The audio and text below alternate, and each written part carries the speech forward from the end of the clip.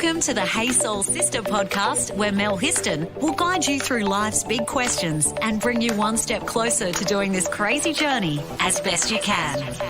This episode of Hey Soul Sister podcast is brought to you by the fabulous sponsor, What's on Newcastle, from the city of Newcastle. All you need to do is go to what'son.newcastle.newsouthwales.gov.au for all the best information about our city. Hey, yes, sisters. I have Amber Moncrieff in the podcast studio today as our special guest. Hey, Amber. Hey, Mel. How you going? Yeah, good, thank you. Thanks, my friend. Amber runs Hunter Plastic Surgery with her husband, Dr. Nick Moncrieff. Now, on the Hey Soul Sister podcast, we're all about getting soulful, and I was super keen to chat to Amber because as I've gotten to know Amber over the last few years, I've been really curious about how a lawyer, a feminist lawyer with an MBA and a mum of 3 boys, ends up running a plastic surgery clinic. Okay, my friend, so let's start the journey. How does a feminist lawyer end up running a plastic surgery clinic? Yeah, it's a bit of an unusual one, isn't it? And I certainly, when I was at school and at uni, if someone had said to me that, in my mid-40s, this is what I'd be doing, I would have just laughed and that would have just been ridiculous. So in terms of the journey, kind of going back, I was working in Sydney, so I did law at law school, ended up being a tax officer. So, yeah, pretty exciting stuff. I can hear that people turning off the podcast as we speak, but no, I'll give you all my tax tips at the end. Well, it's funny because my dad, before he retired, was Assistant Commissioner of Taxation. Oh, my God. And my sister, he was one of the big bosses. So I've grown up with tax all my life. I actually love tax, and I know this sort of sounds ridiculous, but look, this is going to sound like I then became a Labor Party advisor, so this is what the Labor Party would say, that is, tax is the price you pay to live in a civilised society. Anyway, let's not get too heavily into politics. So look, I was doing that and ended up doing tax law and living in Canberra, then worked in Sydney, worked in banking and sort of became a general manager in communications and marketing there. And tell me about, how did you first meet Nick, your husband-to-be? Well, it's an interesting story. So I sort of sometimes joke and say to people that we had an arranged marriage, only because he is related to my sister-in-law. So we actually met on Christmas Day and we got along really well, and we, talking about different things, and it just so happened that both, his family were there and my family were there. And, my mum was like, oh, Nick Moncrieff, he's just finished plastic surgery training, but he knows nothing about business. And you've got a law degree and are about to finish your MBA. And I was like, Mum, calm down, like we're not having an arranged marriage here. But anyway, we ended up, he contacted me and sent me a text message. He finally got my number and sent me a text and said, oh, I don't know if you remember me, it's Nick Moncrieff here. And I was like, oh, Nick Moncrieff, I've been Googling you. I didn't say that. But, so we went out. In fact, I remember a couple of days before our first date, I was sitting there watching TV and he popped up on TV. So he was on a show, this is at the end of his training, called Saving Kids. And I guess I had some preconceived ideas about plastic surgery and probably not all favourable. And there he was taking a screw out of a kid's hand who'd put it in a woodwork class. And then he was helping some more senior plastic surgeons with a child who'd come off a quad bike. And I remember watching him, and he just has a lovely, lovely way about him. So, yeah, and we met up for that first date, and I guess I was sort of like, oh, look, we have to kind of get the elephant out of the room, and talk a bit about plastic surgery. And I was like, oh, I just don't know about it, the aesthetic side of it all, and I sort of said, oh, breast implants. And he said, well, you speak with the arrogance of probably someone who's always been busty. And I was like, well, yeah, in fact, I would probably like to go the other way, go smaller. And he was like, yeah, so you've never known the feeling of, going and trying to buy a dress and it not fitting because there's darts in it, or the boys at school teasing you and calling you surfboard. Well, no, they tease me for other, that sort of thing. And he said, maybe if you had experienced that, your view would be different.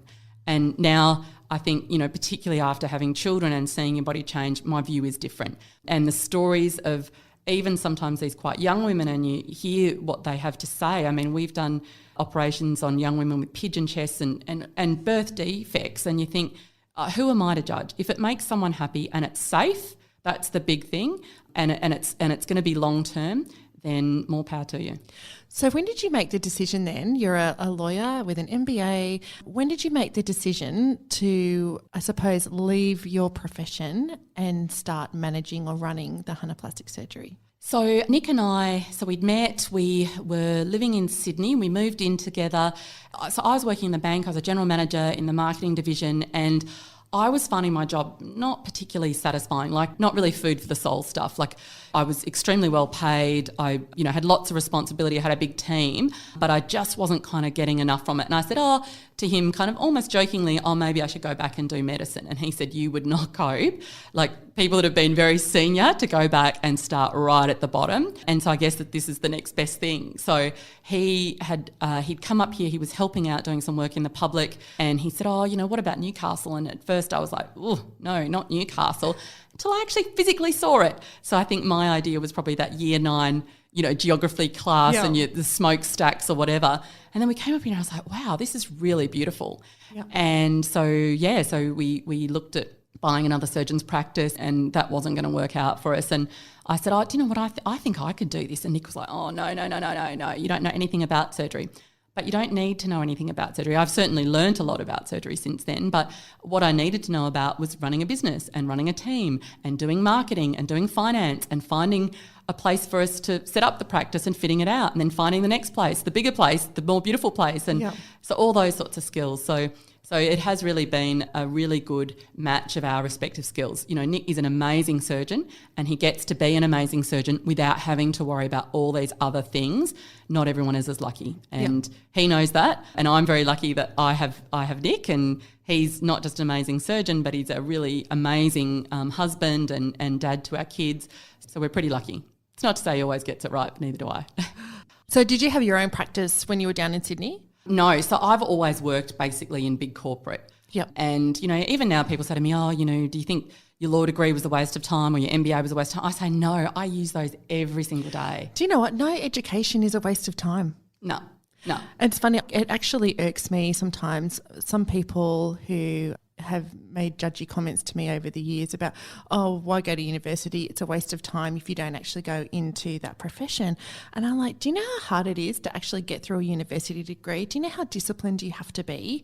You have to adhere to timelines. You have to research. You get all these amazing skills that, okay, you know what? It may not necessarily be in the field. In the field. That's it. Definitely. But I'm like, you learn so many awesome skills because to get to the end of that degree, complete it, and get your bachelor or MBA, whatever, you have to work really hard. Yeah. So sometimes I actually say to people, I don't really care, if I'm recruiting, I sort of say, I don't really care what qualification you have, as long as you can demonstrate to me that you were able to delay gratification long enough to get something. Yeah. Because all those things that you've just said. Now, I personally, this is just my experience, I think a law degree is one of the most fabulous degrees that you can get, because our society is based on law, and understanding that and being able to advocate for a point of view is a life skill. It's not a legal skill. I don't have to be in court to be using the skills that I've got. Yeah. Did you actually go into court when you were a corporate lawyer in Sydney? No, so I didn't practice law like that. The law that I have done has really been writing legislation. So part of the GST laws you can thank me for. So very different to what I do now, obviously. Yeah. So really understanding the law from the lawmaking perspective, rather than the sort of the execution of the law and the consequences when it's not adhered to. Yeah. Let's get soulful on social media. Search the Sister Code Facebook page and follow us on Instagram. Hey sisters, What's on Newcastle is now the place to go to check out everything that's going on in the city of Newcastle. So whether you're from out of town or Newcastle's hometown, What's on Newcastle will delight and entertain you. With a stack of the city's best entertainment options, be it theatre or sports or cinema or live music, all you need to do is just go to whatson.newcastle.newsouthwales.gov.au. Now, you said something a few minutes ago and you were talking about how, you met your hubby who is a plastic surgeon, Dr. Moncrieff. Yeah. And, you probably had a particular point of view around plastic surgery. He kind of went, oh, well, you're not somebody that needs it. I reckon a lot of people probably can have quite negative judgments around plastic surgery and people who've had plastic surgery. Yeah, definitely. You know, we watch TV, we watch maths, and we kind of look and go, oh, look at those lips, look at those boobs, they're overdone. But I've noticed, I've been following Hunter Plastic Surgery on Instagram now for a couple of years, I think, and the more I've seen of your posts, the more it's changed my point of view around plastic surgery. Not that I was super judgmental about it anyway, because I'm like, you know, do what makes you happy at the end of the day. Yeah. But what I have seen are the stories that your posts tell about women who, for whatever reason, are really unhappy with their bodies, in that they may have had children or they may have lost a lot of weight and they're not feeling good about themselves, and so they go and have a mummy makeover. And then you show these beautiful stories and beautiful images and tell stories. And I go, wow, I can see how that empowers women to feel so much better about themselves. Yeah, definitely. So I would sort of say, you know, I get why people will have an initial when, like, and I meet people out and I say what I do and then I'm married to a plastic surgeon and I sort of see the eyes roll or whatever. I don't have a problem with that because I'm very confident in what we do and who we do it for. Yep.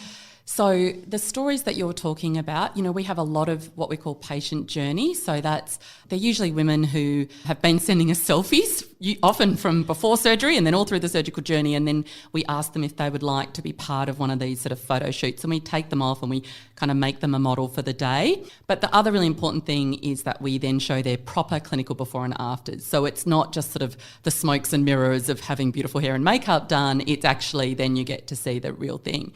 And then when you sort of hear a little bit about the why, so there was a lady a couple of weeks ago and she's on our Instagram, Celeste, and I talked with her permission about her story. Yep. In fact, she then went on and did a big article in the Daily Telly and things as well. So she's very out there. She's very about her happy story. to tell her story. Yep. But, you know, she's a single mum, you know, 2 kids, over the years just kept putting on weight, couldn't lose it, had surgery to lose the weight, which is now very, very common. And then, you know, loved the weight loss, loved 50 kilos off, but had a lot of excess skin. And that's not an aesthetic problem, that's really a functional problem. And so what excess skin does, and look, lots of women have this sort of issue, but, you know, a lot of skin irritation underneath it. There's a great photo of her actually in that article, and you can see she's got the Lorna Jane pants on. She actually works at Lorna Jane. She's got the Lorna Jane pants on, and you can see she's tucked all that skin in, which is not super comfortable, you know. So, yeah, so it's stories like that, bringing that to life. I get the judgment. Look, I had the judgment. So I get why people are like that to begin with. But if you scratch the surface, there's a lot more to it. Yeah. Look, I'm going to be honest with you. I'm in my mid-40s. I get the Botox. I haven't had a boob or mummy makeover. I get the Botox because I'm like, you know what? I'm trying to fight the aging. And I'm considering now going, I look at myself in the mirror and I'm like going, you know what? I am thinking about getting my eyelids done. Yeah, look. And it's really interesting when I talk to people about that. I'm thinking about getting my eyelids. I totally get 2 different reactions. My hubby's like, no, don't mess around with that. But other people are like, do you know what? If it makes you feel better about yourself, go for it. Well, the great thing is, Mel, we don't do eyelids, so I can give you completely my independent, I'm not trying to, you know, persuade you one way or another view on it. So, yeah, all my husband does, and we can talk about this later, but we just do breasts and tummy for women. That's what he loves. That's what we think is the biggest bang for the buck for the patient, basically. They are the most satisfied patients. So facial procedures, look, it is up to you.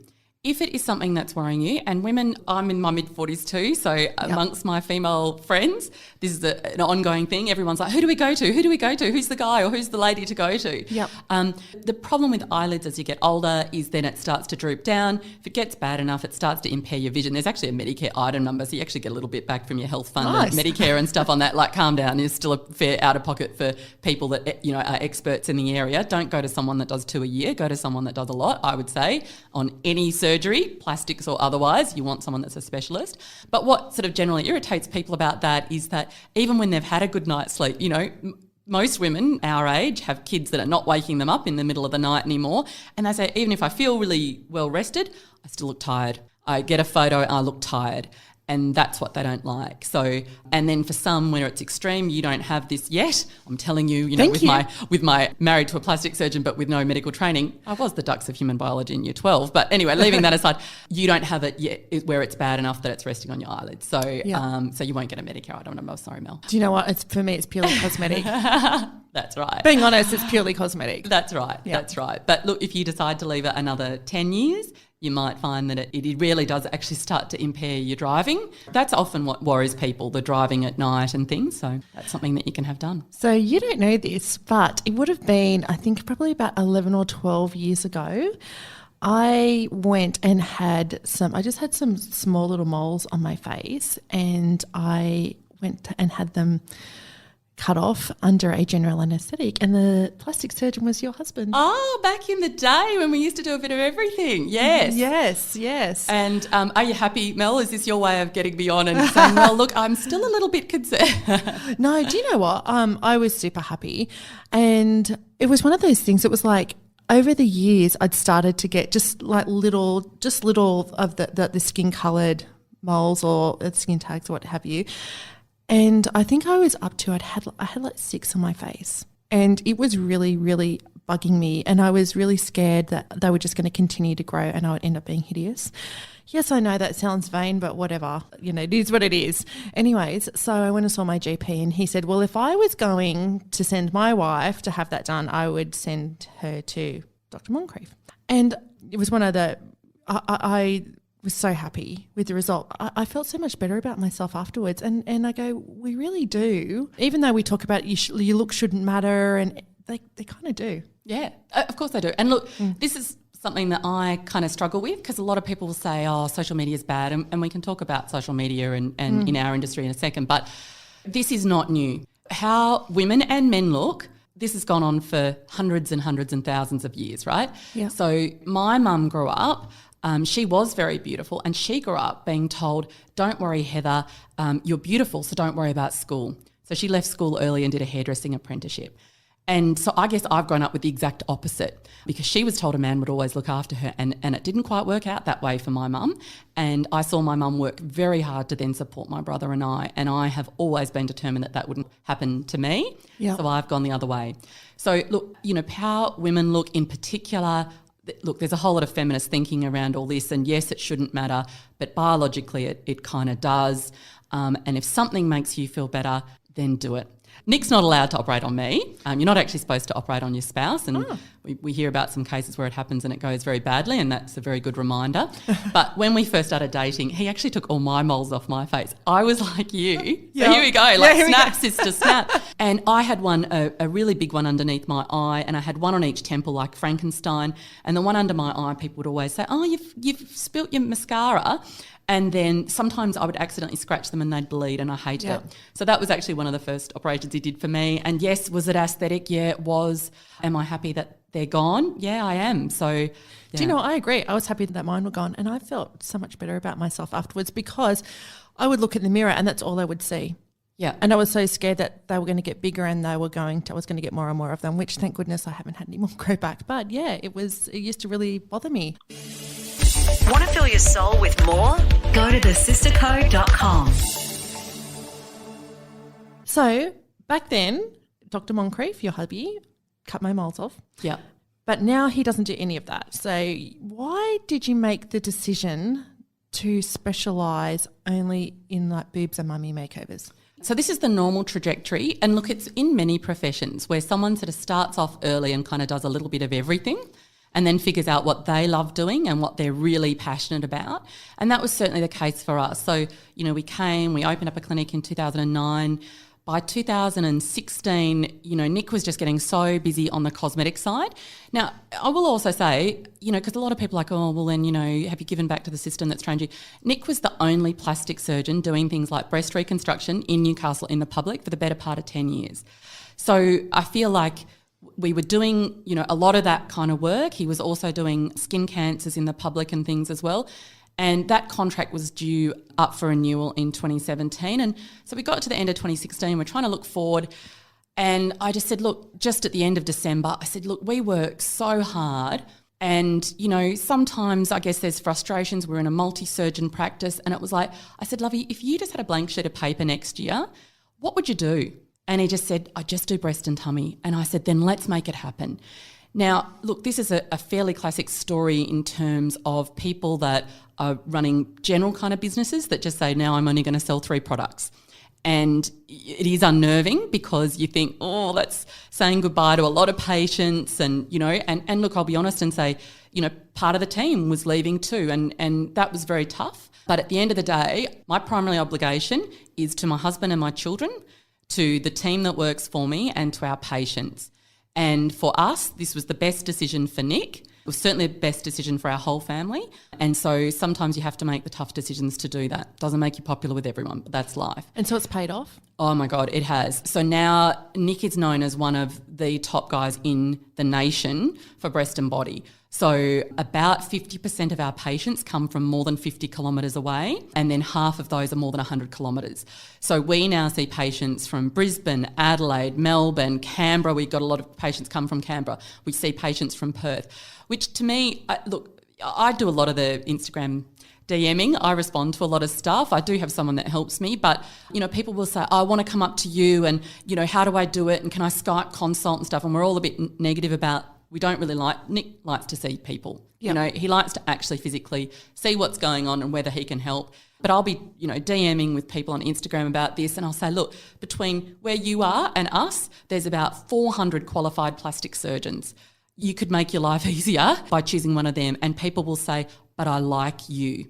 And the results that I see from you, I don't see from other people. Yep. So that's the amazing thing about social media, that they get to know us before they've even met us. And on our social media, you see a lot of real results. So that's really paid off for us. Yeah, can I ask a question? And it's a kind of technical boob job question. All right, here we go.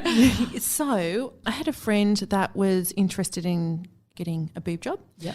And she wanted implants, and she had went and saw a few different plastic surgeons, and they all kind of said they wouldn't do an implant straight away, that they would do a lift first and then maybe 6 months down the track do an implant. So why is that? Because we were talking about it and we were quite confused about what that is, because I kind of thought if you wanted to go get your boobs done, you could just go in and get an implant and get your boobs done. Yeah, so this is a really good question for the mum market. Mums and weight loss, this is an issue for them. Yep. So there's definitely surgeons that'll do it in one hit, and I say to people when they argue the point with us, I say go to them, because if you believe strongly that this is the best thing for you, then you're not our patient. As a general rule, with mums and with weight loss patients, the amount of laxity, so the droopiness of the breast, means that to get an implant that will fill all that, so imagine it's like just a deflated balloon. Yep. So what you're trying to do is put enough, well, it's silicone implants, but enough kind of water in that balloon to reinflate that balloon. So when it's really droopy, you've got to imagine you've got to put a huge implant in to fill it up. That ain't Moncrieff magic. Yeah. And so that's not just a branding kind of issue that we have. The reason that other plastic surgeons say the same thing is because then it goes to health. And by and large, plastic surgeons, people that, like my husband, did sort of 14 years of training after medical school, including medical school, but then they did the specialist training, as opposed to a cosmetic surgeon, which is anyone with a basic medical degree. And a lot of cosmetic surgeons will say, yep, no worries, we'll fill you right up. The problem with that, as you know, large breasts, subject to gravity. So in 3 years, those implants look really low again. Okay, yes. The other big problem with really big implants is the whole thing coming open. And so that's why you don't want to put a really, really big implant in someone as a general rule. Even with that laxity, it's just too many complications. I've got a mate that's a physio, and he said that there was a few years ago, there was a big rush on down in Sydney, people getting these $6,000 breast implants. And he said to me, I am seeing so many of these women now with neck and back pain. And it's like, yeah, because they've now done the opposite of what happens to our breast reduction patients. They've gone and put a kilo plus on their chest, which has then created neck and back pain. So the reason that they like to do it in 2 stages is then you address that laxity, you bring the nipple up and you bring the whole sort of breast up, you wait for that to heal before you put the pressure of an implant behind, because the pressure of the implant behind is going to stretch those scars. So if you try and do it all in one hit, like if you then try and do the lift and the implant in one hit, is that you're then putting a force of an implant behind those scars, which then can often make them look really bad. Okay. Now, some people say, I don't care about the scars. They say that until they see them. Until they see the scars. They see the scars. So it is very hard for a big lift with an implant behind it to have scars that become thin white lines. As a general rule, they look like stretched scars. Otherwise, the other alternative is you just put an enormous implant in, but then you've got the problems of an enormous implant. What's the biggest myth you hear about plastic surgery or boobs, myths or questions that you hear? I'd say the biggest question that I hear, and that I certainly hear my husband being asked, is what should I have done? You know, I've been at events and things and people are like, oh, can I just go into the bathroom and can I just show your husband this? And I'm like, no, you cannot. Just show my husband you partly naked. No, we don't do consults in bathrooms. So I guess that's a thing. And look, again, you know, go back to when Nick and I first started going out, I remember saying to him, he'd gone and done a Botox course. And I said, well, what would you do? This is before I was like a total virgin on this stuff. And I was like, what would you do? What would you do with me? And he was like, oh, nothing. You know, you're perfect. And generally, if someone asks Nick, what should I have done? He'll say, nothing. You're perfect. No. What should I have done? And then he'll say, well, what worries you? And then, you know, you can have that conversation. But I pushed and he eventually said, well, your canine smile. And I said, what's a canine smile? And he's like, that, you know, you've got a gummy smile. And I'd always thought I had a really lovely smile because I'm a very smiley person.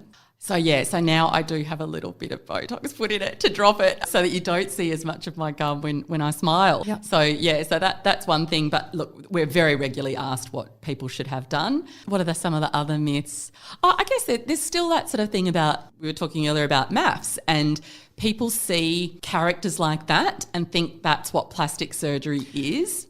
Yeah, and do you know what? I would agree because unfortunately, especially on maths and a couple of the other reality TV shows, you do see some very overdone lips and boobs. Yeah, you do. And there was a few weeks ago where there was a particular incident on that show and people were sending me DMs saying, you know, can you comment on why we can't see the nipples on this particular character in the show? Yep. And so I actually did this big thing on my Instagram story to explain it, that basically, and by her own admission, she's gone off, she's had them done in Thailand. They're sitting far too high. They haven't dropped into the pocket, so the nipple's just far too low. And so when in a low-cut dress, it looked almost like she had no nipples. They are there. They're just right at the bottom of that breast. And so, so people tend to look at that and think that's what plastic surgery is about. Yep. So I would say check out our Instagram or our Facebook because you see it is not about that. And in fact, many of those women you would never know unless they came out publicly and told you that they'd had anything done. They just feel really good about themselves. Yep. Same sort of thing with injecting. Everyone thinks, oh, if you're going to have injecting, it's going to look like a character from maths. And I say not if it's done by Nurse Mel, who works in our team, and it's much more subtle. So now, look, at the end of the day, horses for courses. If there's no health implication from something and someone really wants quite full lips, then that's fine. Often overfilled lips do have health issues. So one of them is actually that it sort of pushes out the soft inner part of your lip to the outside, and those people often end up with sort of very dry lips and things like that. So so there's sometimes a boring reason why we say no as opposed to just a value judgment. Want to save your soul? Review us on Apple Podcast. Amber, I've known you for a few years now. You come across as a very educated, confident woman, and you've said self-confessed feminist. Yeah. Where do you think that came from? Well, it's a tough one, but it's not. And the reason I ask that is that I would say the women that I come across, you know, in everyday life, and especially with the Sister Code and Got Your Back Sister, is that it's a rarity. Many of us are struggling, you know, with confidence, self-esteem, fear, and I go, you are a shining light in terms of being confident and feminist. Yeah, where did all that come from? Well, thanks, Mel. That is a very nice compliment. I take that and that means a lot. But I think, like all of us, we're very much informed by our upbringings. So I guess watching my own mum's struggles, sort of supporting us, going back to uni herself, supporting us by cleaning other people's houses, you know, watching her experience and almost thinking I don't want that for myself in the future and then potentially for children. I think with confidence, sometimes there is an element of it's just innate.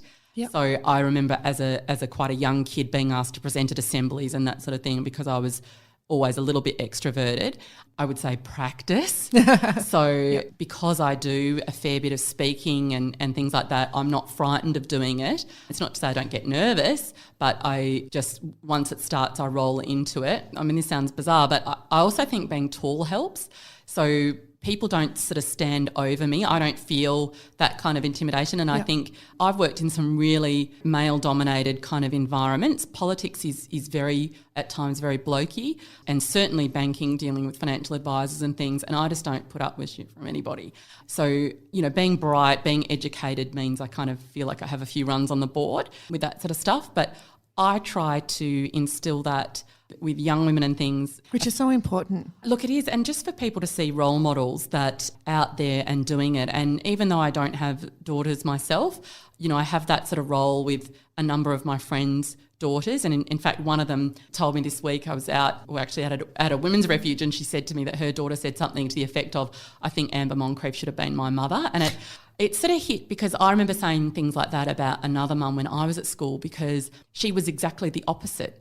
So she was the mum that would pick the kids up, had multiple types of cakes and biscuits every afternoon. And I remember saying to my mum, I wish that girl's mum was my mum, and that hurting my mum. And it's almost that you sort of react to what you see and then you try and do the opposite, isn't it? So to me, feminism means that everyone has an equal opportunity to do well, to do badly, to be a nice person, to not be a nice person, but gender shouldn't play a part in those sort of opportunities. And so when I speak to girls or to young women, that's how I approach it. There should be no limits on you based on your gender. So, well, I wish I had have known you when I was in my 20s because I worked for development, and one of the joint venture partners was a bank. It was Macquarie Bank. And I used to have to sit in on joint venture meetings, and the number of times I left in tears. And I was I think I was 27, and, you know, I was sitting at a table with 60-year-old men who would speak down to me, would actually say horrible things about other women in the organisation. I remember once being in Brisbane and one of the bankers called me because I'd spelt his name wrong in an email. So he called me and tore strips off me. And I remember standing on the side of the road in Brisbane sobbing to the point I had snot running down. And a guy walked past me and he was like, "You okay? What can I do?" It was like somebody had died. And I remember just living in a constant fear of state and anxiety while I worked in that job.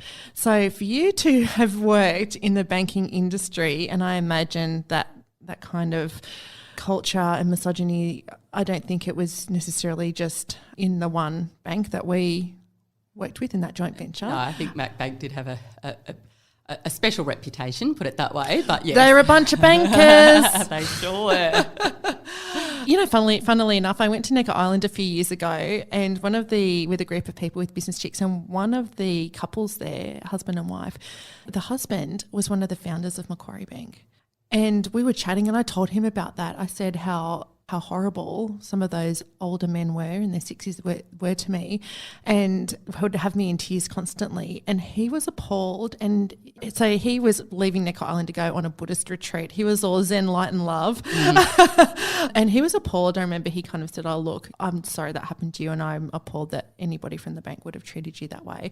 But still, you know, I'm like, hats off to you that you worked in the banking industry. And I know for me how traumatic that was. Yeah, look, there's definitely those characters. I personally don't look back at my career and think I was subject to misogyny very often. And that might just be that I had my blinkers on and I just didn't care that much, because I worked for some amazing female bosses and I worked for some amazing male bosses, and I would say in equal numbers. And I had some appalling female bosses and I had some appalling male bosses. So for me, I had some great guys that actually really sort of sponsored me and really kind of pushed for me to get promotions and things like that. So a couple of points there. One, I think, not that women have to work harder, but they sort of have to. And I also think you need to read your audience in anything, right? So for me, I remember I was given a promotion, and then the girl that worked in my team approached me and she said, "Why haven't you acted me now in your old role?" And I said, "Look, do you want me to tell you really honestly?" And she said, "Yeah." And I said, "Because I'll be really frank with you. You've got a few things against you in this environment. You are attractive, you are young, you are blonde, and every time the senior guys walk past, you're making a joke and having a laugh and mucking around with other people. And I said, you have the IQ to do this, but you need to look at how you position yourself, what external view there is on you, because I don't think I've dressed in a particularly dowdy way. Some of my former colleagues might argue that the constant sort of cycle of country road suits with pants was not glamorous enough. But I tried to have a seat at that table by being kind of what was expected. And it's not putting it on it. I mean, I am legitimately a rule-following kind of person. I am someone that works incredibly hard. I don't turn up to meetings not having any idea what's going on and faff around and not have a pen that works. You know, people turn up to meetings in my team and I say, why don't you have a pen? You know, come on, guys, like, you know, I mean, it's a Richard Branson thing. He says, you know, I'd rather you have a short pencil than a long memory. Like, I know you'll get something done if you've written it down, but please don't come to a meeting and nod and smile at me and then have no idea. So, yeah, so those sorts of things. And I think I had a really good boss that said to me, so I was working in the bank and she said, oh, you know, we'd have these performance reviews and she said, you need an MBA. I was like, oh, I've got a law degree and a commerce degree. I don't need an MBA. And she said, no, not for the job you're doing now, the job you want in 5 years. And she said, hurry up and do it before you have kids. And I said, oh, I don't even have a boyfriend. You know, how am I going to, you know, she goes, oh, you might find someone doing your MBA. It didn't quite work out that way. But she was absolutely right.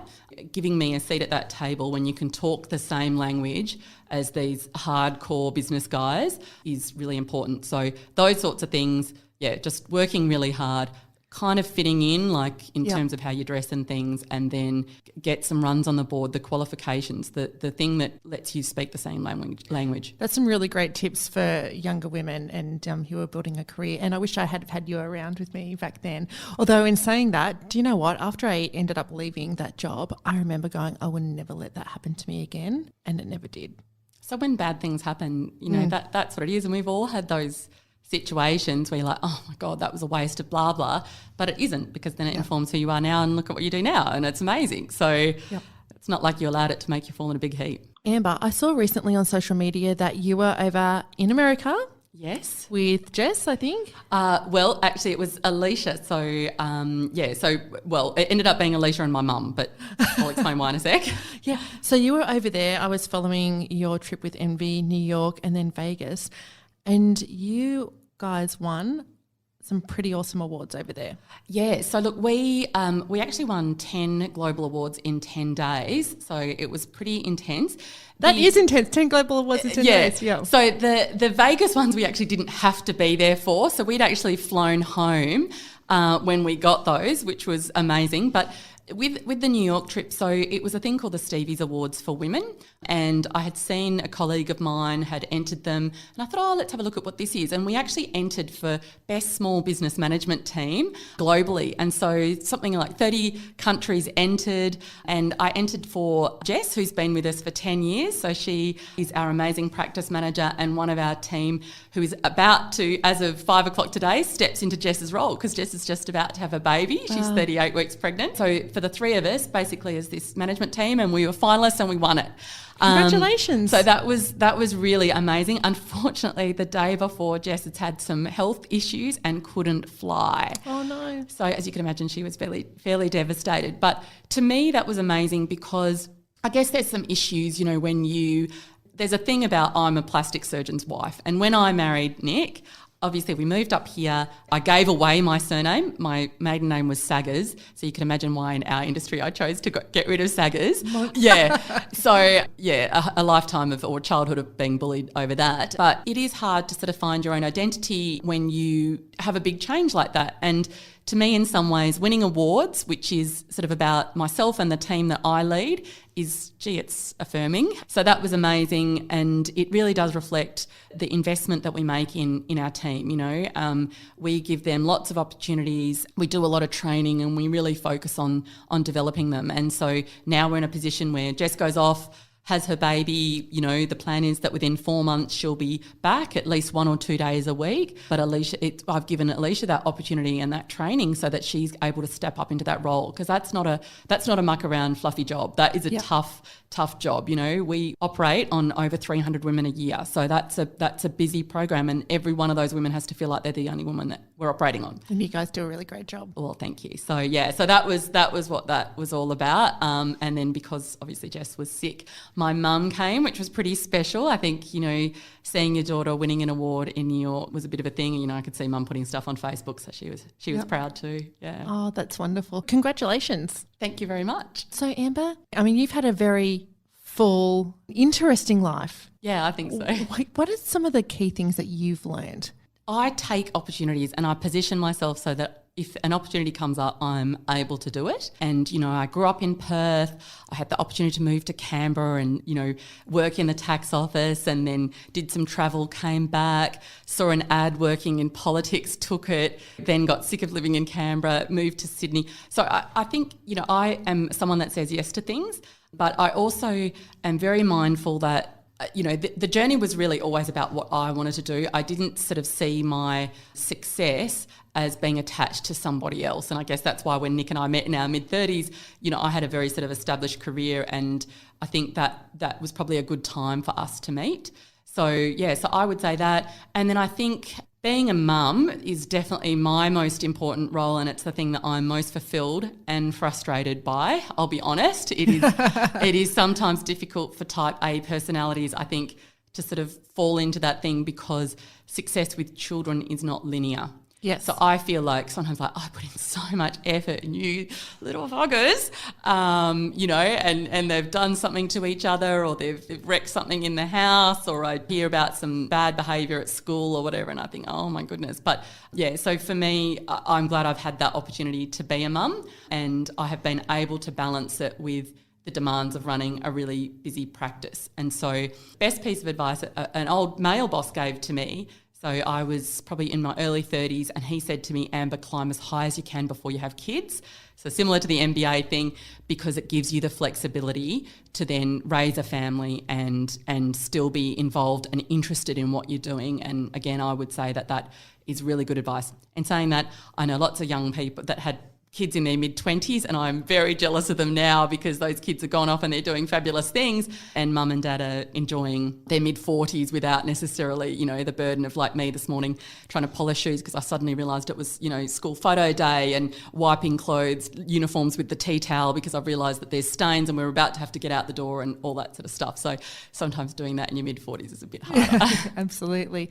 Well, look, thank you so much for joining me in the podcast station today. My absolute pleasure. If people want to find out more about hunterplastic surgery or yourself, how can they do that? Well, definitely our website, so hunterplasticsurgery.com.au, and the same thing for Instagram or Facebook. I personally am a big social media user because I really like that it's interactive and it's fresh as opposed to a website. And saying that, our new one's only not even 6 months old, but I would say check us out on social media, Instagram or Facey. Well, thank you so much for coming. My great pleasure. Thanks, Mel. Thanks for listening to Hey Soul Sister with Mel Histon. What would help you on your crazy life journey? Email melissa@thesistercode.com. Today's episode of Hey Soul Sister podcast was brought to you by What's on Newcastle.